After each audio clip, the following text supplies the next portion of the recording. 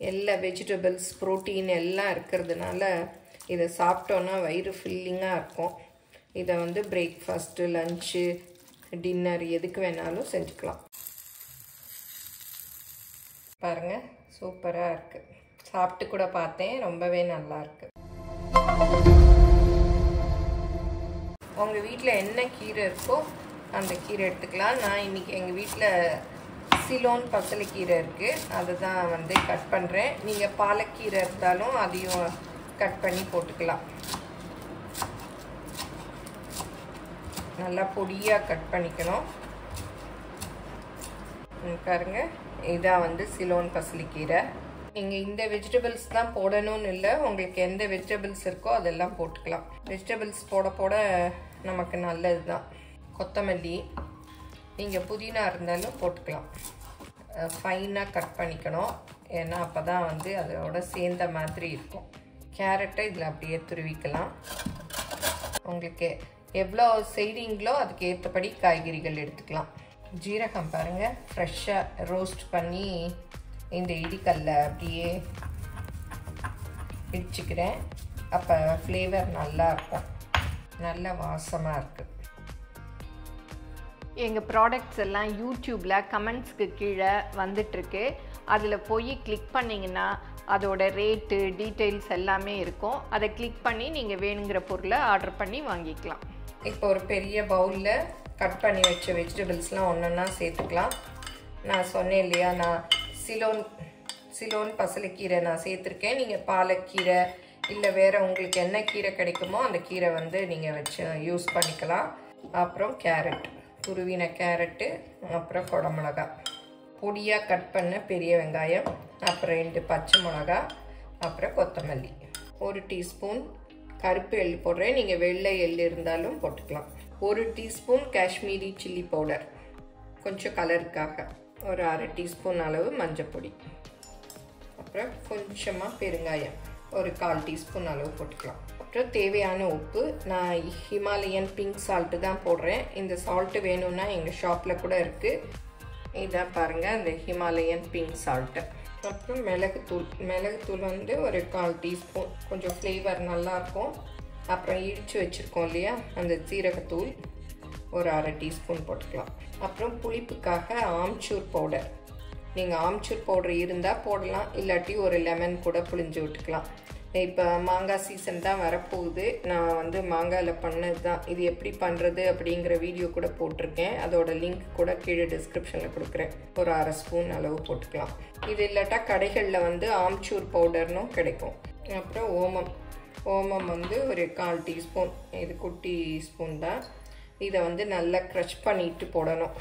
அப்போ தான் வந்து அதோட ஃப்ளேவர் எல்லாம் கிடைக்கும். எப்போவுமே ஓமம் யூஸ் பண்ணுறதா இருந்தால் இந்த மாதிரி நசுக்கிட்டு போடுங்க.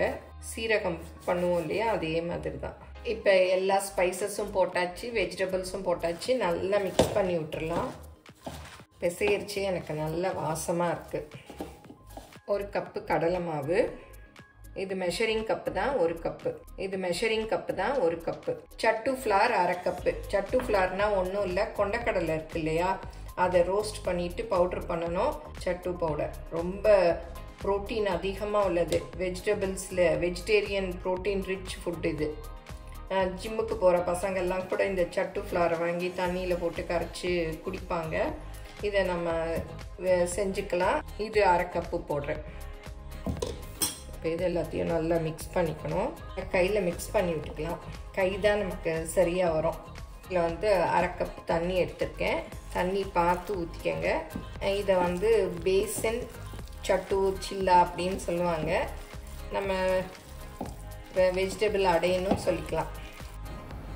நீங்களும் சுவையாக சமைக்கணுமா, எங்கள் மசாலா பொடிகளை யூஸ் பண்ணி பாருங்கள். அதெல்லாம் வாங்கணுன்னா ஸ்க்ரீனில் வர்ற வெப்சைட்டுக்கும் வாட்ஸ்அப் நம்பருக்கும் போய் ஆர்டர் பண்ணிங்கன்னா நீங்கள் வேணுங்கிறத வாங்கிக்கலாம்.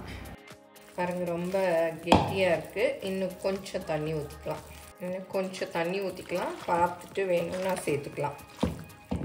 நமக்கு வந்து அப்படியே நல்லா அப்படி தட்டை வரணும். எல்லா வெஜிடபிள்ஸ், ப்ரோட்டீன் எல்லாம் இருக்கிறதுனால இதை சாப்பிட்டோன்னா வயிறு ஃபில்லிங்காக இருக்கும். இதை வந்து பிரேக்ஃபாஸ்ட்டு, லஞ்சு, டின்னர் எதுக்கு வேணாலும் செஞ்சுக்கலாம். இப்போவே சரியாக இருக்குது. ஃபஸ்ட்டு ஒரு அரை கப்பு ஊற்றினேன், அப்புறம் அரை கப்பில் கொஞ்சம் ஊற்றிருக்கேன். இப்போ கேஸ்ட் அயர்ன் தோசைக்கல் தான் வச்சுருக்கேன். இதில் வந்து எண்ணெய் அப்படியே நல்லா ஸ்ப்ரெட் பண்ணிக்கணும்.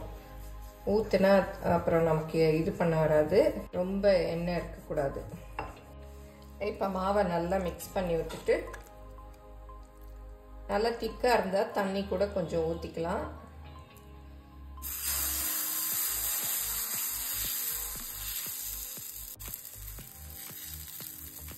இப்போ எண்ணெய் கொஞ்சம் அப்படியே ஊற்றிக்கலாம்.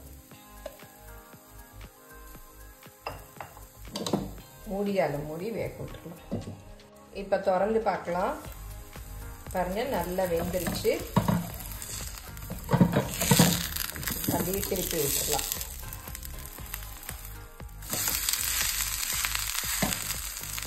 அடுப்பை வந்து குறைச்சி வச்சுக்கணும், ஏன்னா திக்காக இருக்குது இல்லையா, வேகிறதுக்கு கொஞ்சம் டைம் எடுக்கும். வெஜிடபிள்ஸ்லாம் இருக்கிறதுனால கையில் வச்சிட்டிங்கன்னா அப்புறம் ப்ரௌனை ரொம்ப கருகி போயிடும். இப்போ வந்து இந்த பக்கமும் நல்லா வெந்துருச்சு. பாருங்க, நல்லா வெந்துருச்சு.